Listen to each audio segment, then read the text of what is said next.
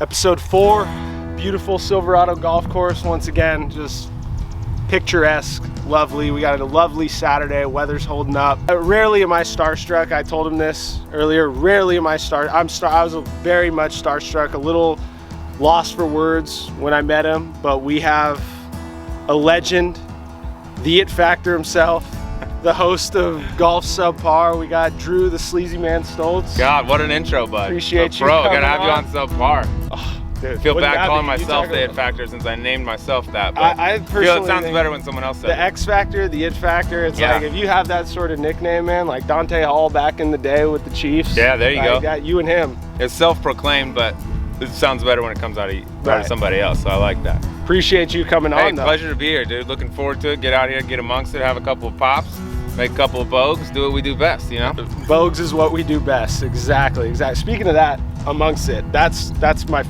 first question. Like, what? Yeah. There's so many good names for, you know, getting after it with the crew. Where did getting amongst it come from? Did you come up with that? I don't know what the origin of that was. So at the club where I play up North Scottsdale, it's just a term that's been around for, I don't know, dude, since I've been up there, 10 years or so. And it can be, we use it for everything. Like, hey, dude, what are you doing tonight? You can go out and get amongst it. Hey, I'm going home to see the wife tonight. Might try to get amongst it, you know what I mean? Hey, we're going to Vegas tomorrow, gonna hit the tables, gonna get amongst it. It could be any, you can use it for anything. Typically it's used for like drinking and getting after it with the fellas or something like that. But yeah, you can use it for a lot of things. Like go out and make 6-7 birdies a day, dude. Like I got amongst it today. Well, we're gonna get amongst the green right here, as well as the beers, and hope you guys enjoy. Appreciate it. Well, man. Poppy. What the hell are you guys acting surprised about? Oh, guys. How long have you been in radio? Like, did you jump right in after? No, so this was the story about radio. When I first got done playing golf, it was like 5 years ago. We're going on, what, 2 or 3 years now on the radio. So then I got another opportunity when my partner now, Colt Knows, who I do radio with and do Subpar with. Yeah, he's a really close friend. He was on the same thing. He's on the PGA Tour, been fighting some injuries. He kind of felt like what might, you know, maybe something else is coming after that. Augusta was the first episode we did. We had Jordan Spieth on as our first guest, and each week we just had a new guy on, and it went well. And then at the end of the year, they're like, "Hey, you guys want a daily show?" And it's gone from there, man. And we love it, dude. We have a blast, and we get some fun dudes on. Oh, that's Kendrick under that. High, straight. Ooh. There's a little pop there. But just like minor league baseball, I mean, so many guys smoke and so many guys chew. It's just part of the golf and shit, you know what I mean? Like, it's just part of the deal. Like, you're on the range all day, you develop some bad habits. Bored, bro. Yeah. So we get up to Canada, and we'd fly up, and we'd have like a 4-week stint in a row, right? It'd be like 4 weeks, maybe a week off, and then back for 4, and then a week off, and then another 4. It was like 12 events or 14 events in Canada.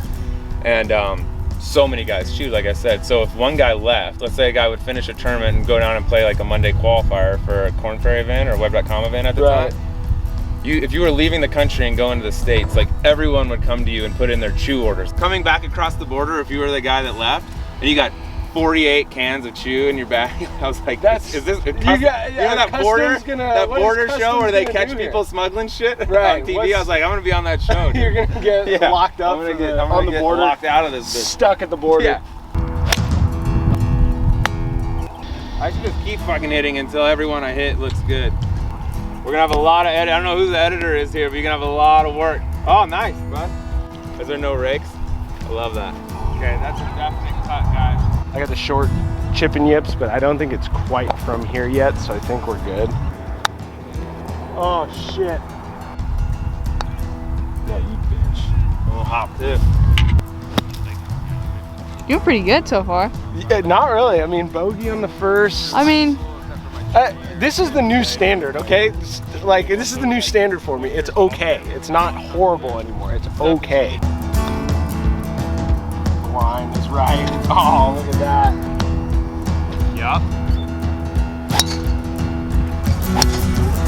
I mean, it's a weird deal going from playing golf every day, playing with some of the best players in the world, and then all of a sudden, 2 months later, You walk in a shirt and tie and plop down at a cubicle, and there's a book this big, and they're like, yo, you got 3 months to learn all that and pass it. I'm just like, what in the fuck am I doing? I think there's a lot of people that want their money guy to be named Sleaze, you know what I mean? Hey, who's your money guy? Oh, his name's Sleaze. He's up there. He's in the Tupac socks over there. Sleazy will take care of you. Yeah, exactly. Yeah, He's the drunk guy with the Tupac socks. That's my money guy. So the I was spitter, like, don't mind the spitter. I was like, that ain't gonna work. So I got out of that.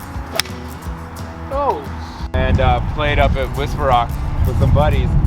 And after the round, called me over to the table and like, hey Drew, I want to meet you, I want to introduce you to some guys. So I come over, I'm like, all right, hey Drew, this is John from Orlando. Hey John, hey Dave, this is Billy from Orlando, and this is their buddy Jason. Hey Jason. I look up and it's Jason Williams, and I'm like, oh shit.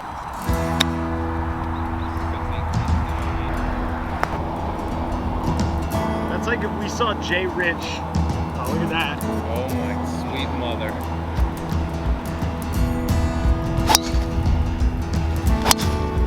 Look at that. You're short. Shout out Easy. Oh yeah. Yeah, you love like that. these? Oh, Yeah, I'm a huge sock guy. Yeah. Oh, me Yeah. too. Yeah. Huge. The Stance store. They got. Stance has some good ones. Yeah. I just got the Outcast. I got Big Boy on one, Andre on the other. Those are one of my favorites. Those are. Respect the game. Respect the course respects you. Kids. Write that down. I just flipped off the ground in frustration. Yes. Turn it. Well, not I got weird, really, but it's just all over the map. Hey man, we're match made in heaven over here. I got the country clubbing playlist. It's got everything under the sun. It's got rap, it's got country, it's got EDM, it's got a little bit of everything. And I think that's what you gotta have in golf. I catch a lot of shit for mine. It'll go from like Tupac to Frank Sinatra to The Circle of Life, the Lion King soundtrack or something. I'll be like, dude, this is a great song. Like, you know, I'd be like, yeah, I get a little Elton John going, then I go back to, you know, J. Cole or something. I love J. Cole. Like, it just, there's no really theme to mine. It's just, normally it's my recently played and it's just kind of all over the map. And then a few embarrassing ones come out, like, oh, I love Whitney Houston. I get a lot of Whitney Houston on mine. Go. All right, go.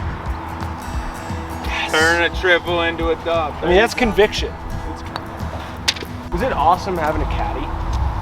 Yeah, I would say it depends who you got. That's why that relationship is, dude, honestly on tour, it's like a marriage almost. You spend as much time with that person as you do your wife. Like you go 4 weeks on the road, 3 or 4, and that's the only person you're traveling with and things like that. Yeah, that's why that relationship's typically pretty sticky on tour. When you see a guy work with somebody, you know, they stay with them for a long time. But for me, it was always a combination. Like, I want a guy obviously knows what he's doing and knows the game, and I can ask for advice or, you know, input when I want it. And also just somebody that, like, I can have a good conversation, you know what I mean? That I enjoy being around more than, because I've had guys too where I've Monday qualified in and I had to get a local guy. And I've even been in different countries where the guy doesn't even speak English. Oh my God, that's why you fix things, see that? Just went haywire on you. That was looking good, boys and girls. So you mentioned you had guys that caddied for you that didn't speak a lick of English. Do you have any stories? Yeah, I actually have a great story. So the Canadian tour, the McKenzie tour now, used to start off the year in Mexico. We'd play 3 events in Mexico before we went to Canada because the weather in Canada wasn't good enough. So to get more events, they'd start in Mexico. Right. So first event, it was either first or second event was in Mazatlan, right? You have to have a caddy on that tour. It's a really well-run tour. But it's expensive to fly guys in and out as a player. And when you're not making that much money, like you're trying to save money. So you get down there and you gotta have a caddy. And so there was just a line of like 50 locals from Mexico, from Mazatlan. One of my buddies, it's a great story. He finished, I believe it was on Friday after the second round. You finish your round, and caddy walks over to the scoring tent with you, right? You go in, check your card, sign your card, make it official, and then you come out, right? He goes in to sign his card, gets done, shakes his playing partner's hands. All right, see you guys. So he comes out of the tent to go pay his caddy, and he's looking around. His caddy's name was Chewy, and he can't find him anywhere. And his caddy's got his clubs. And he's asking around, he's like, yo, has anyone seen Chewy? Where's Chewy? He's going to the officials. So, yeah, have you seen a guy named Chewy? Where's Chewy? And everyone around's like, I don't know, who the hell is Chewy? I've never even heard of Chewy. Long story short, the dude ran, as soon as the dude went in the tent to sign his card, grabbed his bag and took off. It had his wallet, it had like his passport, it had every single thing the guy needed like to get out of the country. He had to like have someone send a birth certificate in because his wallet got stolen. I think they eventually recovered the clubs at the local pawn shop. So the caddy jacked his clubs, left. This is in the middle of Mazatlan. Yeah. Jacked his clubs, took him to the pawn shop, pawned him, and the dude had no wallet, no money, no credit cards, no nothing. I think he had to get like a birth certificate or like some emergency passport or something just to get out of the country. Going on, like that's the type of stuff. There's a mini tour story for you. That's Dude legendary. is just no Chewy. clubs, no. I think he Wait. made the cut. He didn't have clubs the next day. He had to borrow his friend's clubs. Was there any sign of Chewy? I think Chewy was a made-up name, and I don't think anybody ever heard from Chewy. As far as I know, Chewy was never. He got like $200 at the pawn shop and said, "See ya later." Yeah.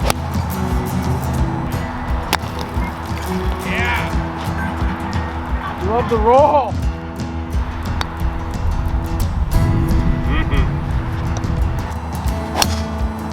Mac Miller question. There we go.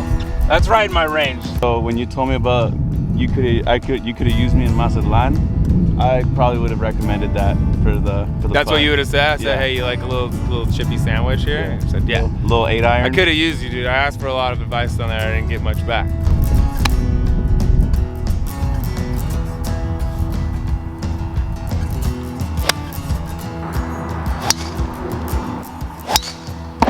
Yeah, nice. We got gunshots going off in the background. We're gonna have to duck. Oh, that His dude's tire tire just literally blew off blew of up. it. The backswing. That's constant. Middle of the backswing, pop tire, the kid hits a bomb dead centro. Read it like an idiot.